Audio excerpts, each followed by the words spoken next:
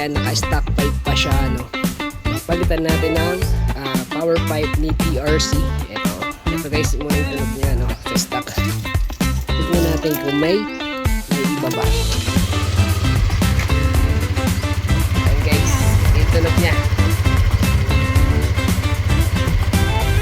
Mamaya balikan natin kung ganyan pa rin yung tunog niya pag pinalitan natin ng TRC pipe.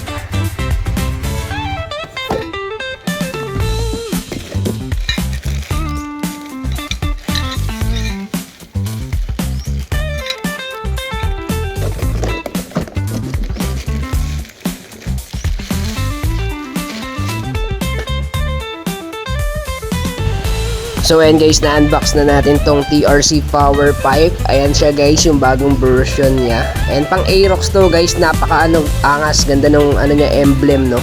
Ayan guys, may pre-elbow na nga pala siya. Ito yung dugtungan niya. Ayan, tapos ito yung dudugtong natin dito sa elbow. Stainless na to guys. Ayan, napaka-angas boy. So guys, ito lang naman yung mga tatanggalin nating bolts. Ito, dalawa sa ilalim. Ayan, may dalawa sa ilalim. Tapos ito, 3, 4, 5. Yan guys, 5 lang yung tatanggalin natin para matanggal natin tong tambucho. Ito guys. Ito guys.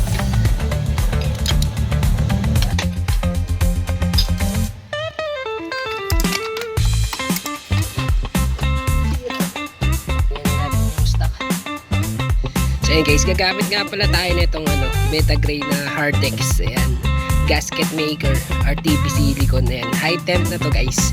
Ito yung gagamitin natin para hindi siya sumingaw. So ayan guys, nilalagyan natin ng grasa yung mga bolts.